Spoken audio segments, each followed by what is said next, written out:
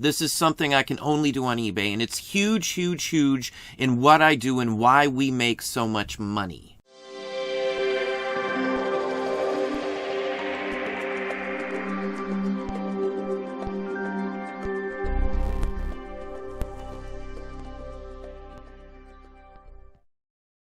Hey, it's Don. Today we're going to look at something that brings us in a ton more sales. It works mostly on eBay for us too because of quantity and the way eBay works. I'm talking about selling multiple items to the same person. Upcharging someone more than just one item is a huge, huge plus in getting yourself more sales. It all is going to come down to what you are selling. The biggest thing I can tell you, if you sell in a niche, something that a collector will collect, you've got far better chance on selling more than just one item to one person.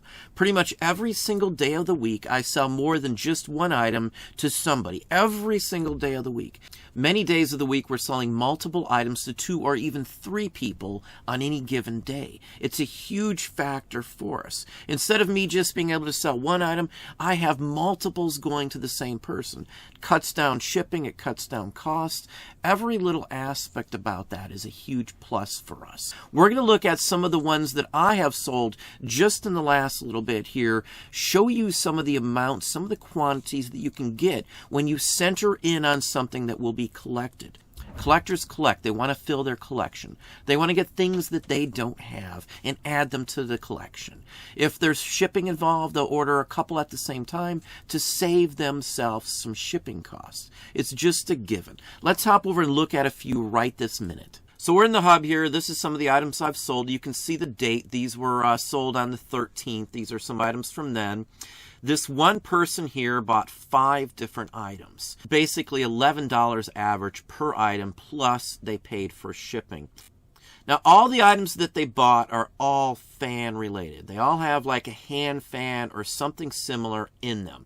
They're tied together. This person collects paper fan images. They've bought from me probably for a year and a half and have bought the same types of items since the very first day. It's a collector. It's somebody who collects these specific types of cards. That's all they have bought from us over and over and over again. Now, this doesn't work with everything. As I said, these are niches. These are very specific collector's niches. A collector is going to collect this sort of thing. Now, if I'm selling shirts or any type of clothing, for someone to actually buy used clothing, to buy the clothing that you have, they have to be able to fit into it. It has to be their size. So if, let's say you've got 50 pairs of jeans, but only one of one specific size, that's probably all you're going to sell to the one person wanting that one specific size. You don't have the opportunity to upsell. Upsell is a huge thing and across most industries. That's why you see a lot of complementary items next to each other at a store, like grocery items, all complementary together next to each other. Retail-wise, you've got batteries at checkout. So let's say you bought electronics as you're checking out, you may have forgot batteries. So they can upsell you those batteries. Those are all aspects of things that you want to do. You want to push them. With what eBay does, they'll see similar items also to what they've purchased or what they may be interested in. So recommendations will come in for more of my items as well to collectors who have bought from me before. It's a huge plus for this type of item.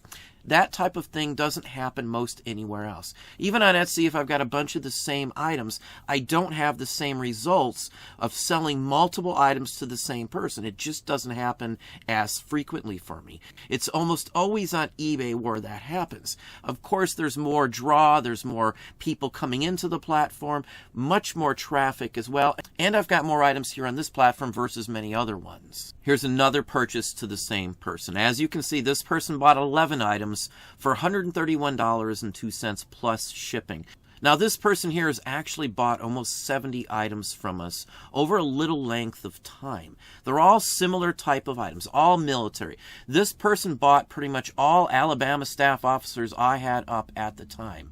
Another person came in and bought a bunch more of the same types of items on the very same day. So these types of purchases routinely happen on a daily basis. You can see the date on this one here. This one's from May 12th.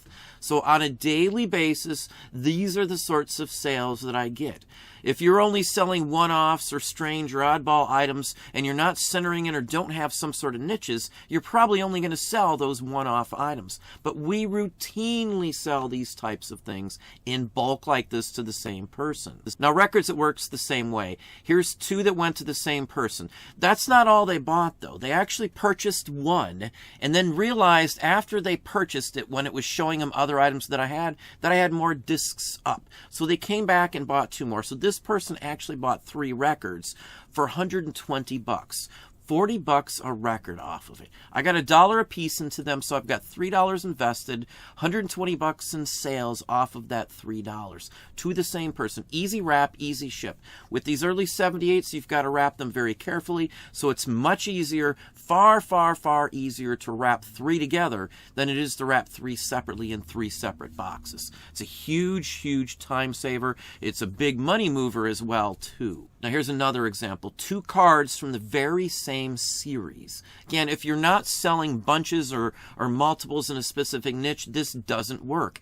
I could not do this somewhere else. This mostly has to be tied to these types of categories for the most part. Collectibles, ones that you have multiples. Now, of course, if you've got multiples of different shirts in the same size, you can sell them to the same person. But it's a lot tougher because of style.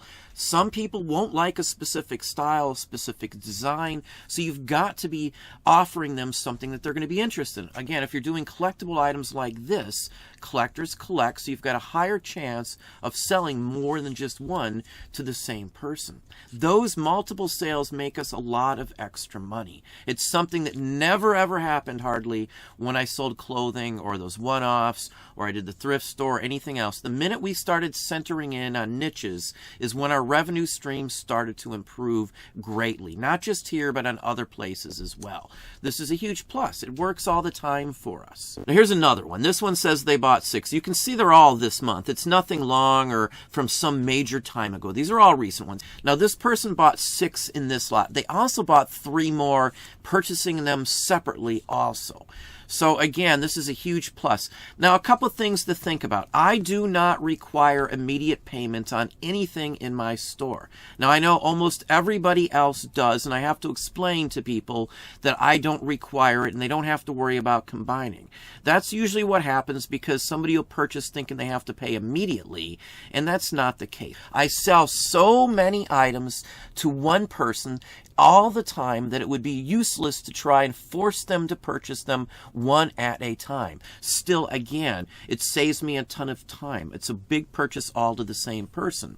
So I may not be selling one item worth $120, but I'm still only shipping one package, one group of items out together like that. This has been a huge, huge increase in our sales, selling similar items. Now, what's similar about these records is they are all like a rockabilly country bopper. Here's another lot here, as you can see. This person bought 7 cards together. A couple from a flower series and then some from a fish series. These are small Arm & Hammer trading cards that were found in baking soda. All told, they spent roughly $54 shipped. Again, this is this month as well. It's more than just one item. These are the types of sales that I would rather have. I would rather sell more than one item to every single person in my store. The higher your rate of selling more than one item to the same person, the better your store will do without a doubt. The more of these types of sales I have, the higher my revenue goes all of the time. It's a huge, huge plus for us. Now here's May 5th, and if you look up here, here's 2 to the same person. They're the same type of items, as you can see. They're Japanese magazines brought back from World War II. Down here, I've got 2 postcards that sold to the same person as well. Another person, someone else, and they're postcards from Nashville, Michigan. So this sale is $30 to the same person. On the very same day again, $30 to a different person, 2 different sales in each one of these. Just the aspect of having a niche is a huge push. You'll know more about those items. Hopefully you'll spend your time researching those items, so when you're out there you can be more productive with what you are buying. You'll be able to source them hopefully better by centering in on a niche, something else. Doesn't mean you don't buy anything else. You buy whatever else that you can still make money on, as long as you can make some cash on it. But having some niches means hopefully that at some point you'll know more than the people you are buying from, and you'll be able to leverage your knowledge to get you some better deals, to get you items that you can make some bigger money on. Not just flipping a $10, $15, $20 item, but flipping many of the same similar items. Now, all of the items I am showing you have been paid for. These are all from bulk purchases. Bulk purchases. I bought a huge collection from a GI's estate. Everything in their paper, and I listed it all like that. The postcards came in a massive collection that I only paid like 2 cents a piece for the postcards, and they honestly were paid for the day that I listed some postcards. Somebody bought some of the high dollar ones. I always list the expensive stuff first, immediately, so I get all of my money back. That way, at the end of the day, when I'm letting stuff sit here in inventory, I've got nothing invested into it. This way as well, I don't have to rush to list everything. I've got my money back. That money can be turned around and used to purchase something else, gather interest, or invest, or whatever I want to do with it. That is always the best way to go, in my opinion. Get your money back immediately. Don't hang on to stuff if you can't afford it. Now, we've got a ton of backstock, but I can afford it because of what we do. Most of what we buy are bigger purchases, so when that stuff comes in, I pretty much always pull a couple high dollar items out just to list them to get all the money back. That's the key to doing that aspect of it. But anyway, that's what I have for you. Well, there you have it. Hopefully that gave you some ideas, some thoughts. If you enjoyed this video, please hit that like button down below. You can also hit the bell icon to be notified if I post new content or go live. Subscribe and tell all your friends.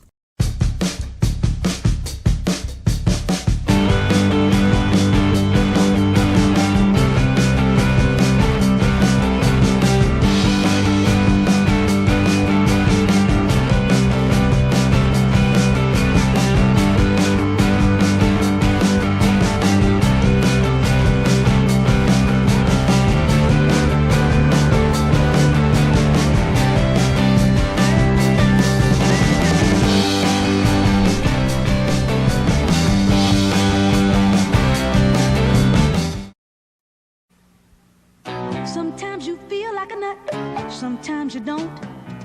Almond Joy's got nuts, Mounds don't. Almond Joy's got real milk chocolate, coconut and munchy nuts too. Mounds got deep dark chocolate and chewy coconut. Ooh. Sometimes you feel like a nut, sometimes you don't. Peter Paul, Almond Joy's got nuts, Peter Paul, Mounds don't. Plus, now there's also a new Mounds with creamy rich milk chocolate.